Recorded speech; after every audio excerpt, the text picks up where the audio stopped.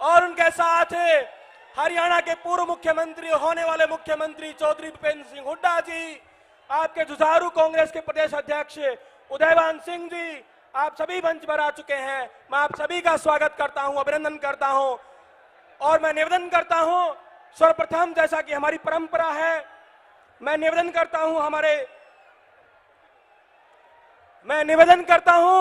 हमारे लोकसभा प्रत्याशी आदरणीय रावदान सिंह जी से कि आप हरियाणा की इस धरती पर आगमन पर,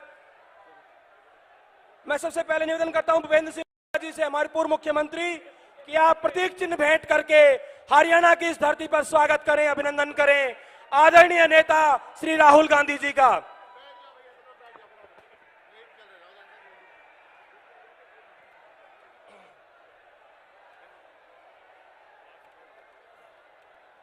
मैं निवेदन करता हूं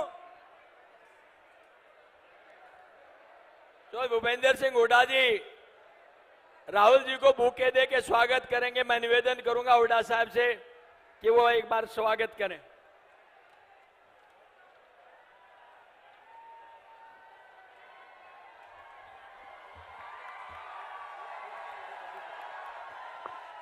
साथ ही मैं निवेदन करता हूं रावदान सिंह जी से कि आप आदरणीय राहुल गांधी जी का स्वागत करें, उन्हें एक हैंडमेड तस्वीर, उन्हें बुके भेंट करके आप उनका स्वागत करें, आदरणीय रावदान सिंह जी। साथ ही प्रदेश अध्यक्ष उदयभान सिंह जी से निवेदन है कि आप गदा भेंट करके राहुल जी का स्वागत करें। हमारे जुझारू प्रदेश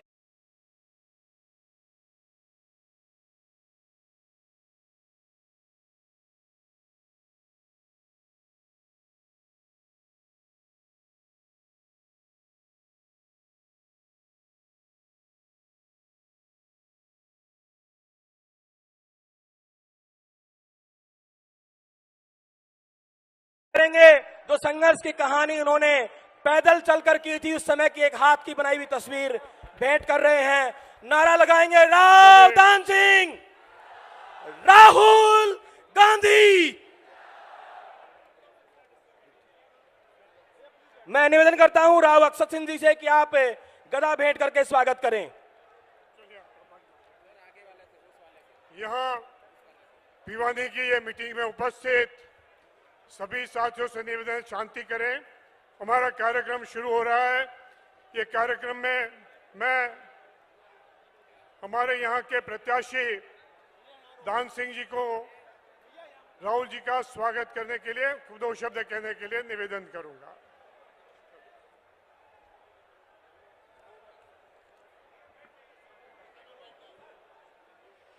न्याय का योद्धा कहूं या कर्म का तपस्वी,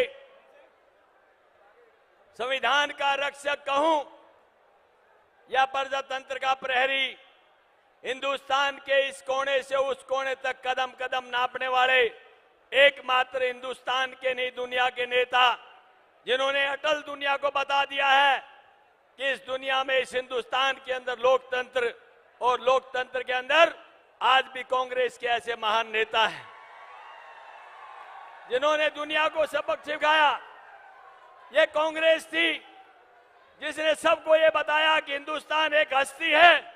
हमने इस देश को एक नहीं, दो प्रधानमंत्री बलिदान दिया है।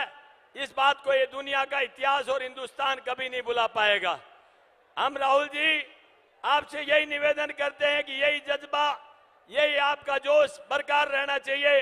मुझे याद है आपका भारत जोड़ो यात्रा, जब आपने इस कोने से उस कोने से नापा था और जब पहला कदम चले थे तो एक बात कहते थे, मैं जिस दिन से चला हूं मंजिल पर नजर है, मेरी आंखों ने कभी मील का पत्थर नहीं देखा। और आज आप एक कहते जज्बे के साथ चले थे, लोग जुड़ते गए और कारवां बनता गया। आज ये इतिहास आपको याद रखेगा। और मैं ज्यादा कुछ नहीं कहूंगा, मुझे पता है इस बात का कि वक्त की कमी है। अंत में मैं यही करूंगा, आप यहाँ पधारे हैं, ये इलाका आपके सामने है, पूरी तहे दिली से इस इलाके के अंदर आपके स्वागत के लिए तैयार खड़े हैं। और ये बात विश्वास दिलाते हैं कि आप राहुल जी, आपकी आवाज के साथ हम खड़े हुए हैं। खड़े हुए हैं ना? खड़े हुए हैं ना? खड़े हुए हैं ना? धन्यवाद। बहुत बहुत धन्यवाद दान सिंह जी। अभी मैं प्रदेश अध्यक्ष आदरणीय उदय भान जी को राहुल जी के लिए स्वागत प्रवचन करने के लिए आमंत्रित करता हूं।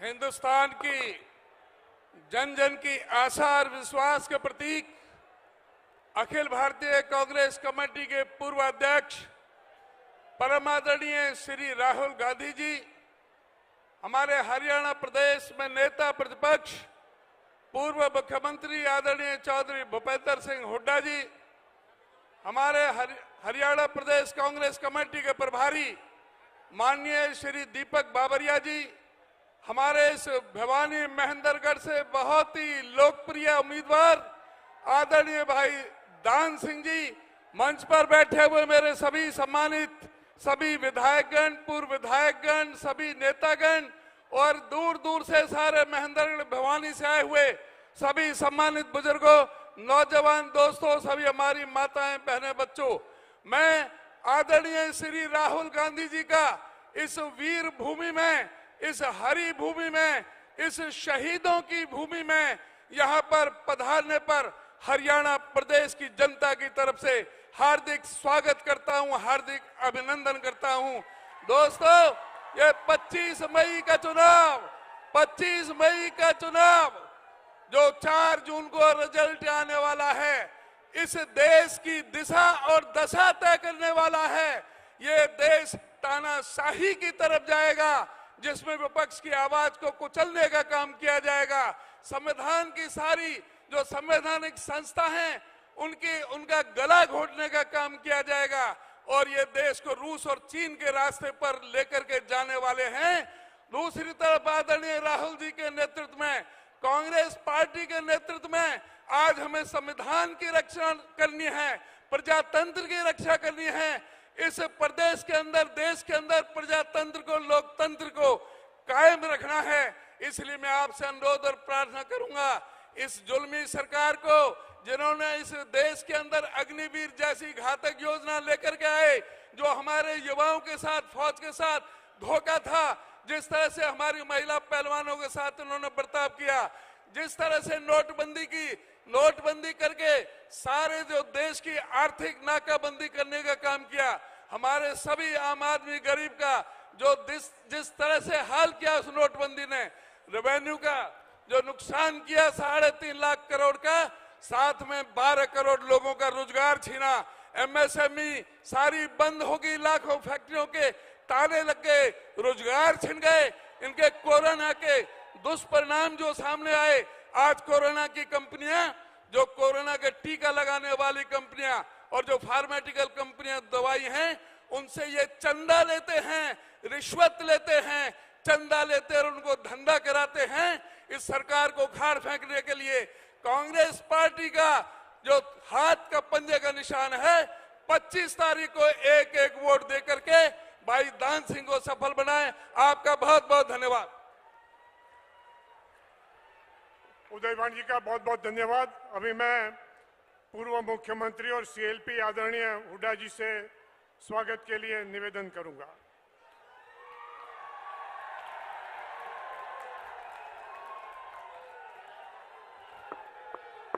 अखिल भारतीय कांग्रेस कमेटी के पूर्व अध्यक्ष व हमारे नेता राहुल गांधी जी, हरियाणा प्रदेश कांग्रेस कमेटी के अध्यक्ष चौधरी उदय भान जी, यहाँ से हमारी पार्टी के उम्मीदवार राव दान सिंह जी और विधायिका किरण चौधरी जी, विधायक सोमवीर सांगवान जी व सम्मानित मंच विधायकगण, पूर्व विधायकगण, उपस्थित मेरे बुजुर्गों, नौजवान साथियों, मातृशक्ति, प्यारे बच्चों, देखिए आज राहुल गांधी जी यहाँ आए हैं इस बहादुर भूमि पर जो कुर्बानियों से भरी हुई है।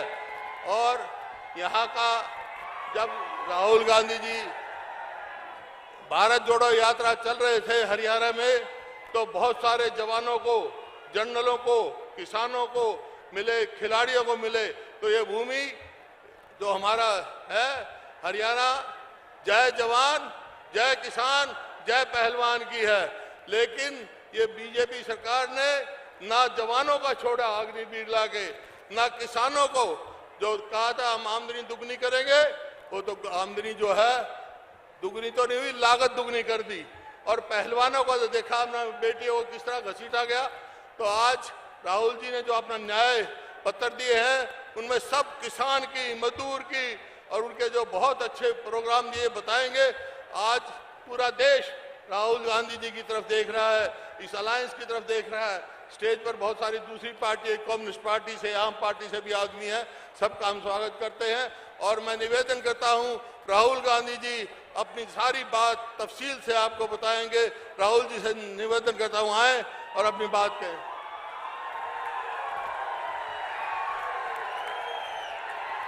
आप सबका बहुत बहुत धन्यवाद। अभी हमारे बीच में थोड़ा सुन लीजिए,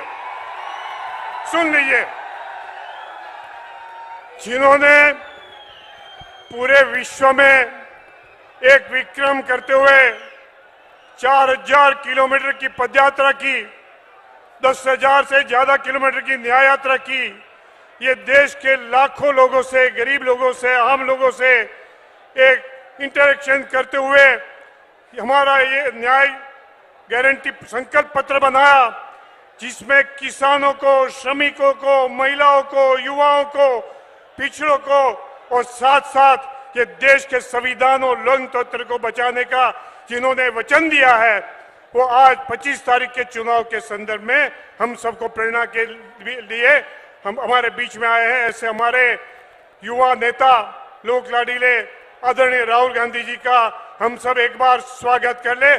जो बड़े सब लोग, राहुल गांधी, राहुल गांधी सर, आपका स्वागत है। दीपक बाबरिया जी, उदयभान जी, भूपेंद्र हुड्डा जी, किरण चौधरी जी, श्रुति चौधरी जी, स्टेज पे वरिष्ठ नेता हमारे कैंडिडेट रावधान सिंह जी, जरा आगे आइए।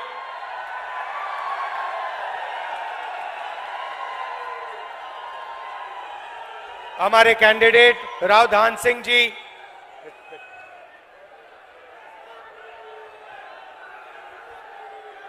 पार्टी के हमारे प्यारे कार्यकर्ता, इंडिया गठबंधन के कार्यकर्ता, भाइयों और बहनों, हरियाणा के युवाओं, प्रेस के हमारे मित्रों, आप सबका यहां बहुत बहुत स्वागत, नमस्कार। मैंने कहा प्रेस के मित्रों कहना पड़ता है,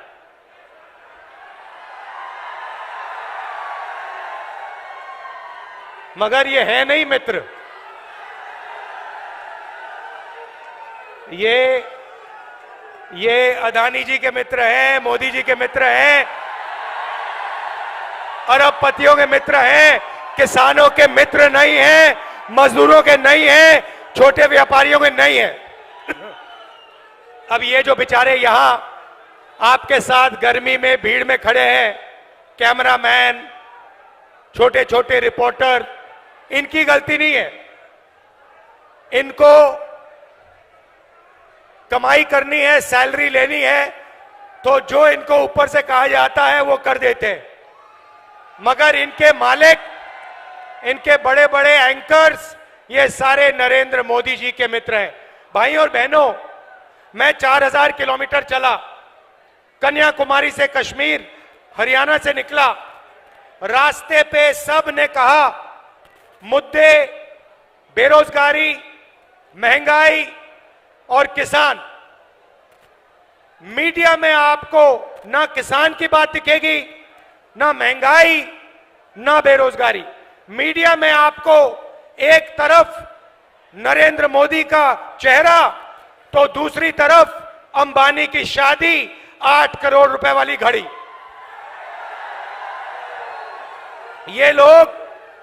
ये लोग सच्चे मुद्दे नहीं उठाते हैं, ये 2-3 अरबपतियों के काम करते हैं। तो कहना पड़ता है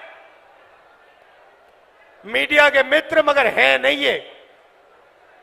भाइयों और बहनों, मैं शुरुआत अग्निवीर योजना से करना चाहता हूं।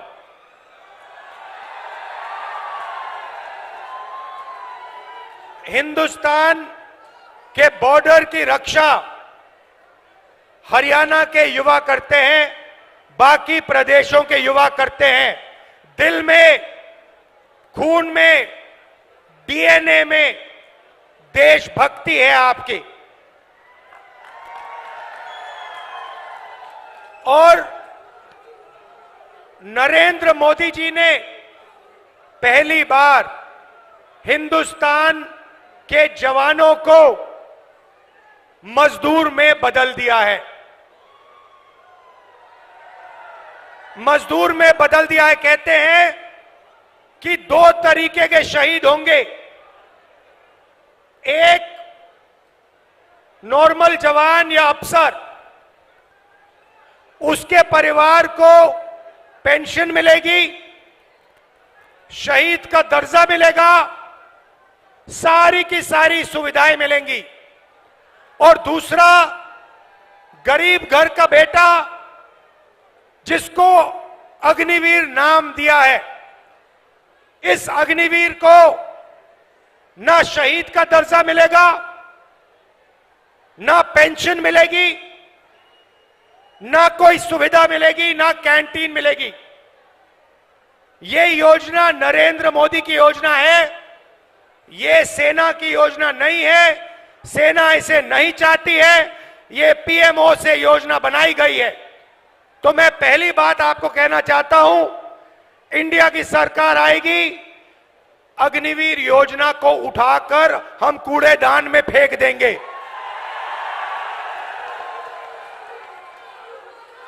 अगर शहीद होगा, अगर हरियाणा का युवा शहीद होगा, अगर हरियाणा का युवा शहीद होगा, चाहे वो कोई भी हो, एक ही तरीके के शहीद होंगे। सारी की सारी फैसिलिटीज सबको मिलेंगी। हिंदुस्तान की सरकार सबकी रक्षा करेगी, पेंशन सबके परिवारों को मिलेगी, शहीद का दर्जा सबको मिलेगा।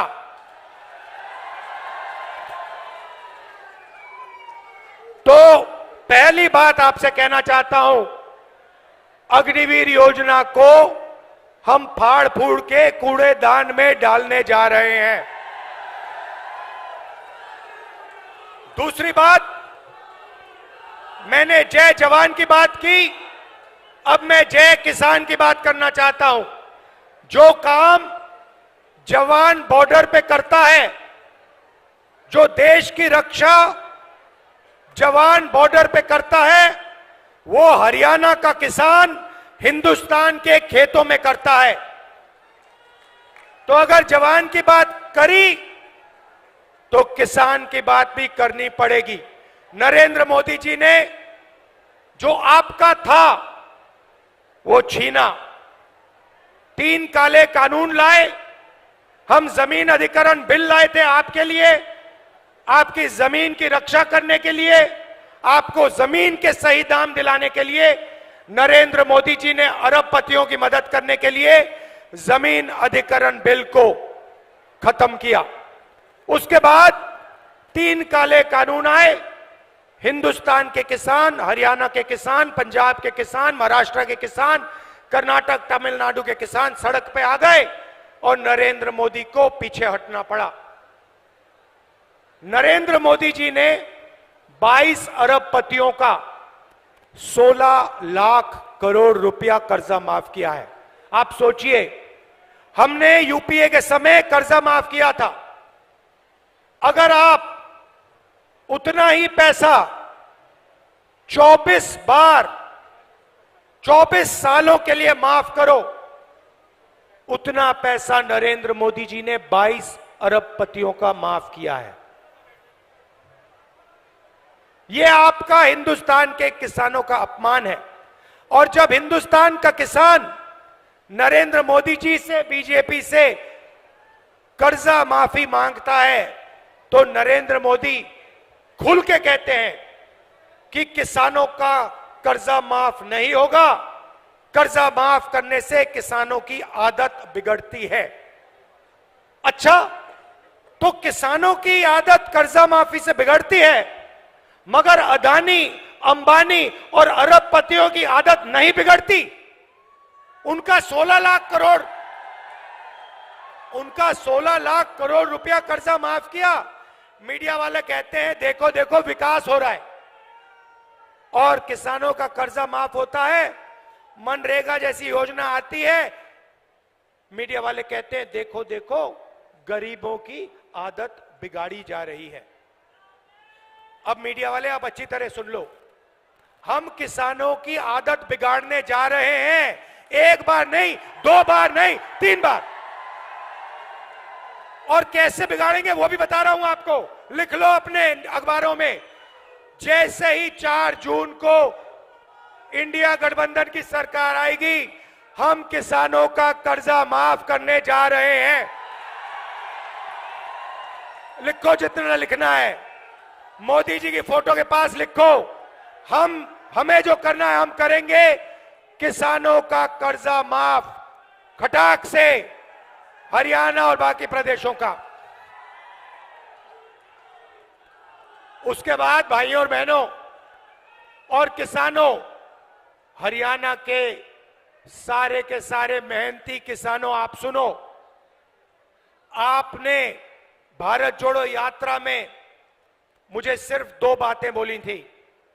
पहला सवाल था, राहुल जी अरबपतियों का कर्जा माफ होता है, हमारा क्यों नहीं?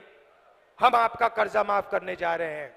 दूसरी बात आपने कही कि राहुल जी हम दुकान में जाते हैं, चिप्स का पैकेट खरीदते हैं, शर्ट खरीदते हैं, पैंट खरीदते हैं, जूता खरीदते हैं, हर प्रोडक्ट पे दाम लिखा होता है। बड़ी बड़ी कंपनी वालों को सही दाम मिलता है, हिंदुस्तान के किसान को अनाज के लिए, धान के लिए, शुगर केन के लिए, आलू के लिए सही दाम नहीं मिलता,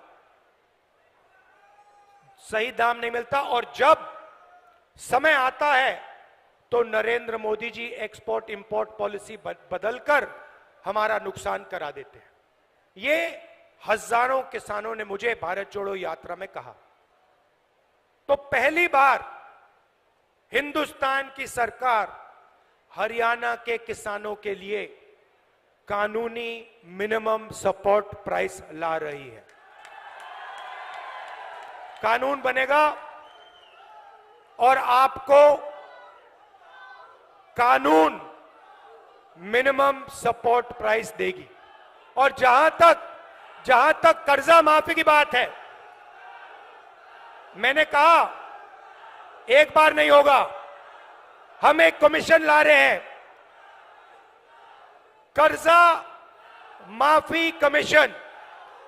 जब भी हरियाणा के किसानों को कर्जा माफी की जरूरत होगी, कमीशन सरकार को बताएगा, सरकार किसानों का कर्जा माफ करेगी। जब भी आपको जरूरत होगी हम करेंगे। अरे भाई, अगर वो 16 लाख करोड़ रुपए माफ कर सकता है तो हम किसानों का कर्जा माफ कर सकते हैं। मैंने तो मन बना लिया है, जितना पैसा नरेंद्र मोदी ने अरबपतियों को दिया उतना हम किसानों को, मजदूरों को, गरीब लोगों को देने जा रहे हैं। और मेरा इंडिकेटर है भाई और बहनों, मेरा इंडिकेटर है, जितना ये मीडिया वाले चिल्लाएंगे उतना ज्यादा पैसा मैं ठकाठक डालूंगा। तो अब क्या हुआ मैं आपको बताता हूं। अब बड़ी इंटरेस्टिंग बात हुई है भाई और बहनों। नरेंद्र मोदी की जो छवि थी ना, जो रेप्यूटेशन था, जो इमेज थी, वो आज हिंदुस्तान में खत्म हो गई है, वो बची नहीं है। वो आजकल क्या हो रहा है, नरेंद्र मोदी जाते हैं इंटरव्यू देने, आपने देखा होगा, एक इंटरव्यू में उनके चमचे ने उनसे पूछा, मोदी जी हिंदुस्तान में अमीर अमीर होते जा रहे हैं और गरीब गरीब होते जा रहे हैं। आप इसके बारे में क्या कहना चाहते हो? नरेंद्र मोदी जी का जवाब आता है, क्या मैं सबको गरीब बना दूं? क्या मैं सबको गरीब बना दूं? नरेंद्र मोदी जी, पिछले 10 साल आपने 22 लोगों को अरबपति बनाया है। गरीबों को आपने कुछ नहीं दिया। आपने गरीबों को और गरीब बनाया है। तो इनके इंटरव्यू चल रहे हैं, 4 चमचे आते हैं, बैठ जाते हैं इनके साथ। कोई पूछेगा, नरेंद्र मोदी जी आप आम कैसे खाते हो? आपको कौन सा आम अच्छा लगता है? क्या आप काट के खाते हो, या आप चूस के खाते हो, या आप छील के खाते हो? फिर नरेंद्र मोदी कहेंगे, कोविड के समय नरेंद्र मोदी कहेंगे, भाइयों और बहनों ऐसे करो, कोविड से लाखों लोग मर रहे हैं, भाइयों और बहनों ऐसे करो, चलो चलो थाली बजाओ। उधर थाली बज रही है, दूसरे साइड चमचे कह रहे हैं, ओ देखो देखो प्रधानमंत्री ने क्या मजेदार बात बोली, थाली बजवा दी सबसे, गंगा में लाशें बह रही हैं। फिर कहते हैं, भाइयों और बहनों मोबाइल फोन की लाइट जला दो। तो इनका जो रेप्यूटेशन था, इनकी जो छवि थी, ये खत्म हो गई है, ये बची नहीं है। गुब्बारा फट गया है, धड़ाक से गया। अब क्या हो रहा है मैं बताता हूं। अब जो भी मैं चाहता हूं नरेंद्र मोदी के मुंह से बुलवा सकता हूं। आप मुझे बोलो क्या बुलवाना है, मैं बुलवाता हूं। पहले मैंने कहा, मोदी जी 10 साल आपने अदानी अंबानी का नाम नहीं लिया, अब आप अपने एक भाषण में अदानी अंबानी का नाम लो। 2 दिन बाद नरेंद्र मोदी जी कहते हैं, टेम्पो में अदानी और अंबानी कांग्रेस पार्टी को पैसा दे रहा है। नरेंद्र मोदी जी आपको मालूम कैसे कि टेम्पो में दे रहा है? और अगर आपको मालूम है तो फिर आपने अपने मित्रों की CBI, ED, income tax department वालों से इंक्वायरी क्यों नहीं चालू की? तो उनकी छवि खत्म हो गई है। अभी क्या, इनके बीजेपी के लोग आते हैं, कभी कभी सड़क पे दिख जाते हैं, वो मेरी ओर देखते हैं और मैं जैसे उनको देखता हूं मैं कहता हूं अदानी, और सारे के सारे सिर झुका देते हैं। बीजेपी के लोग झंडा लिए खड़े, मैं कहता हूं अदानी, क्योंकि पूरा देश जानता है कि सरकार अदानी की है। मोदी जी और अंबानी की पार्टनरशिप मिलकर चला रहे हैं। एयरपोर्ट दे दिए, पोर्ट्स दे दिए, रेलवेज को देने की तैयारी हो रही है, इंफ्रास्ट्रक्चर दे दिया, हिमाचल के सेब दे दिए, सारी की सारी जमीन एक के बाद एक दी जा रही है। तो अब सवाल उठता है, ये कांग्रेस पार्टी क्या करेगी? मैं 2 चीजें आज आपको बताता हूं। किसानों की बात कर दी, मगर एक हम ऐतिहासिक काम जो आपको हिला के रख देगा, हरियाणा के महिलाओं को, गरीब परिवारों को ये हिला देगा। आप सपना भी नहीं देख सकते, उस सपने को हम 4 जून को पूरा करने जा रहे हैं। अब आप सोचिए, हरियाणा के सारे गरीब परिवारों की लिस्ट बनेगी।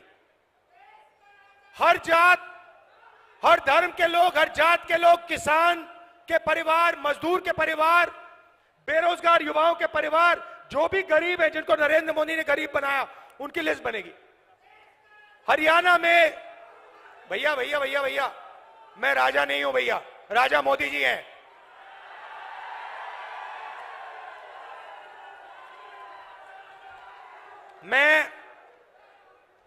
मैं देश का राजा नहीं हूं, देश का राजा कभी नहीं बनना चाहता हूं। मैं देश का बेटा हूं, आपका बेटा हूं, भाई हूं।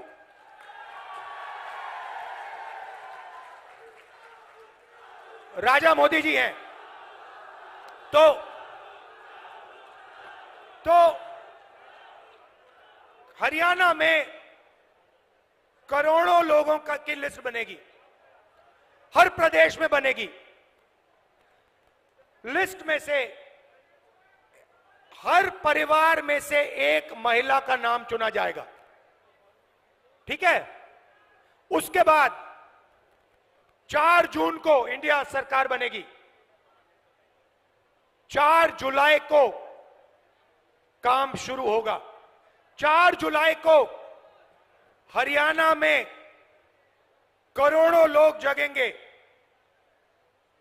अपने बैंक अकाउंट को करोड़ों महिलाएं चेक करेंगी और 4 जुलाई बैंक अकाउंट के अंदर 8,500 रुपए हर महिला के बैंक अकाउंट में मिलेगा। अब आप कहोगे तो क्या हुआ? 8,500 रुपए डाल दिए जुलाई में, तो क्या हुआ? अगस्त में 8,500 रुपए, सितंबर में 8,500, अक्टूबर, नवंबर, दिसंबर, जनवरी, फरवरी, मार्च, अप्रैल, मई, जून, जुलाई, खटाखट अंदर। ऐसा झटका लगा नरेंद्र मोदी को, अब अपने भाषण में बोल रहे हैं खटाखट। भाइयों और बहनों, आपने कभी सोचा कि हरियाणा के सबसे गरीब परिवारों के बैंक अकाउंट में साल का 1 लाख रुपया सरकार डालेगी? आपने कभी नहीं सोचा था। यह काम हम 4 जून को शुरू करने जा रहे हैं और यह पैसा हर महीने आएगा और उस दिन तक आएगा जिस दिन तक वो परिवार गरीबी रेखा के नीचे होगा। वो चलता जाएगा, खटाखट अंदर। मजदूरों को मनरेगा के लिए आज 250 रुपए मिलता है, हम 400 रुपए देने जा रहे हैं। और आशा और आंगनवाड़ी में जो महिलाएं काम करती हैं, उनकी आमदनी डबल। अब यहां काफी लोगों ने सवाल पूछा होगा, मैं देख रहा हूं कि महिलाएं मुस्कुरा रही हैं और जो पुरुष है ये देख रहे हैं, ये हुआ क्या? ये बैंक अकाउंट, ये महिलाओं के बैंक अकाउंट में क्यों जा रहा है, ये हमारे बैंक अकाउंट में क्यों नहीं आ रहा है? तो ये भी थोड़ा समझाना पड़ेगा ना। तो हिंदुस्तान की मैं पुरुषों को सच्चाई बताना चाहता हूं। भाइयों और बहनों, हिंदुस्तान में 21वीं सदी में घर के बाहर दोनों स्त्री और पुरुष काम करते हैं। मजदूरी भी स्त्री और पुरुष करते हैं, जॉब भी स्त्री और पुरुष करते हैं, बिजनेस भी स्त्री और पुरुष करते हैं। तो जब आप बाहर काम करते हो 8 घंटे 10 घंटे, आपको भी पैसा मिलता है और महिलाओं को भी पैसा मिलता है। आपको सैलरी मिलती है, उनको भी सैलरी मिलती है। मगर फिर 8 घंटे बाद आप घर जाते हो, ये भी घर जाती हैं और ये 8 घंटे और काम करती हैं। ये बच्चों की देखभाल करती हैं, ये भोजन पकाती हैं, ये बच्चों का स्कूल वर्क, होमवर्क देखती हैं। तो अगर आप 8 घंटे काम करते हो, ये कम से कम 16 घंटे काम करती हैं। इसीलिए इनके बैंक अकाउंट में 1 लाख रुपया जाने वाला है। मगर मैं हरियाणा के पुरुषों को बहुत अच्छी तरह जानता हूं। मैं जानता हूं कि जैसे इनके बैंक अकाउंट में 1 लाख रुपया आएगा, आप किसी ना किसी तरीके वो उनका पैसा आप भी थोड़ा सा ले जाओगे। तो फायदा परिवार को होगा और सिर्फ परिवार को नहीं होगा। भाइयों और बहनों, नरेंद्र मोदी ने अरबपतियों को पैसा दिया। उन्होंने इस पैसे को अमेरिका में, इंग्लैंड में, दुबई में खर्च किया। हम आपके जेब में पैसा डाल रहे हैं। आप इस पैसे को गांव में, छोटे छोटे कस्बों में, दुकानों में खर्च करोगे। आप shirt, pant, mobile phone, motorcycle, diesel, petrol, ये चीजें खरीदोगे। जब ये खरीदोगे, जो फैक्ट्रियां आज नरेंद्र मोदी जी ने बंद कर रखी हैं, वो सारी की सारी फैक्ट्रियां चालू हो जाएंगी। इंडस्ट्रियलाइजेशन एक बार फिर शुरू हो जाएगा और उन्हीं फैक्ट्रियों में हरियाणा के युवाओं को रोजगार मिलेगा। तो देखिए, एक काम, आपके जेब में पैसा डाला, फैक्ट्रियां चालू कर दी, आपको रोजगार भी दे लिया। तो एक प्रकार से जैसे गाड़ी में, मोटरसाइकिल में पेट्रोल डाला जाता है, वैसे ही हम हिंदुस्तान के अर्थव्यवस्था में पेट्रोल डाल रहे हैं। आपके जेब में डायरेक्ट पेट्रोल डाल रहे हैं। उसके बाद 5 जुलाई को हम चाबी घुमाएंगे, हिंदुस्तान की अर्थव्यवस्था जैसे ट्रैक्टर स्टार्ट होता है, गड़गड़ गड़गड़ स्टार्ट हो जाएगी। अब युवा कह रहे हैं कि राहुल जी, आपने किसानों की बात कर दी, आपने मजदूरों की कर दी, आपने महिलाओं की कर दी, आपने हमारी बात नहीं की। तो 2 चीजें आपको कहना चाहता हूं। हमने पता लगाया 30 लाख सरकारी रोजगार खाली पड़े हैं। हमारा पहला काम 30 लाख रोजगार आपको दिलवाने का होगा। और दूसरा ऐतिहासिक काम, हम आपको हिंदुस्तान के ग्रेजुएट्स को, यूनिवर्सिटी और कॉलेज ग्रेजुएट्स को एक नया अधिकार देने जा रहे हैं। आपको याद होगा, हमने पहले मनरेगा में रोजगार का अधिकार दिया था, उससे करोड़ों लोगों को फायदा हुआ। अब हम एक नया अधिकार ग्रेजुएट्स के लिए ला रहे हैं और आप हैरान हो जाओगे, क्योंकि किसी भी सरकार ने, दुनिया की किसी भी सरकार ने आज तक यह नहीं किया है। हम आपको पहली नौकरी पक्की का अधिकार देने जा रहे हैं। होगा क्या? हरियाणा में प्राइवेट सेक्टर में, पब्लिक सेक्टर में, सरकारी अस्पतालों में, सरकारी कॉलेजेस, यूनिवर्सिटीज में, सरकारी ऑफिसेज में ये नौकरियां आपको मिलेंगी। 1 साल की नौकरी होगी, बेहतरीन ट्रेनिंग आपको मिलेगी और 1 साल के काम के लिए आपके बैंक अकाउंट में 1 लाख रुपया आपको मिलेगा। और हर महीने जैसे महिलाओं के बैंक अकाउंट में 8,500 रुपए आ रहा है, वैसे ही हिंदुस्तान के बेरोजगार युवाओं के बैंक अकाउंट में खटाखट 8,500 रुपए अंदर। अब आखिरी बात मैं हरियाणा की करना चाहता हूं। देखिए, जब हमारी सरकार थी, हरियाणा में जब हमारी सरकार थी, आपने हिंदुस्तान को रास्ता दिखाया था। विकास हुआ तो यहां हरियाणा में हुआ, इंफ्रास्ट्रक्चर बना, गुड़गांव आपने दिया, मेडल्स आपने दिलवाए, ओलंपिक मेडल्स आपने दिलवाए, जो हमने स्पोर्ट्स इंफ्रास्ट्रक्चर का काम किया था। तो अब समय आ गया है, आपको देश को रास्ता दिखाना पड़ेगा। यह आपकी जिम्मेदारी है, मैं आपको छोड़ने वाला नहीं हूं। यह हरियाणा जो है पूरे देश को रास्ता दिखाता है, यह आपकी जिम्मेदारी है। अब आप देश को रास्ता दिखाइए, विकास का रास्ता, इंफ्रास्ट्रक्चर का रास्ता, ओलंपिक्स वाला रास्ता। और सबसे जरूरी, जो ये नफरत फैलाते हैं, नरेंद्र मोदी जो नफरत फैलाते हैं, इसके खिलाफ, ये इनका जो नफरत का बाजार है, इसमें आप सब मिलकर मोहब्बत की दुकान खोलिए। और ये पता लग गया है भैया, भाई और बहनों, कि यहां पे आंधी आने वाली है।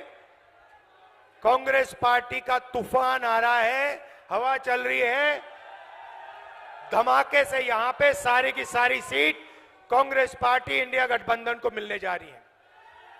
आप इतनी गर्मी में आए, इतने प्यार से आपने मेरी बात सुनी।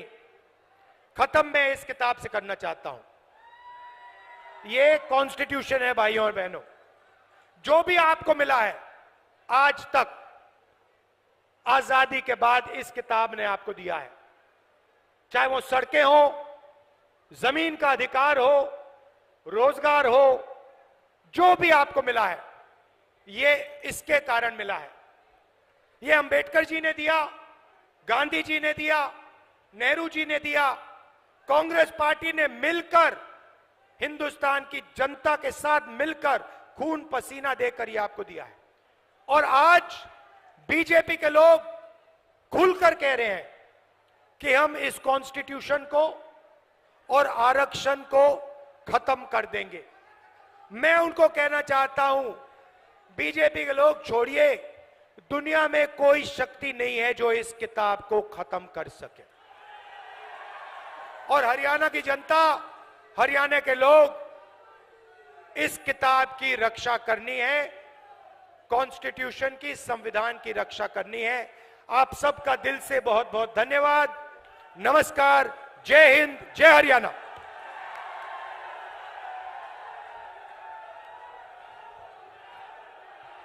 आप सबका बहुत बहुत धन्यवाद। 25 तारीख भूलना मत। राहुल जी ने जो कहा है वो भी भूलना मत। आप सबका बहुत बहुत धन्यवाद।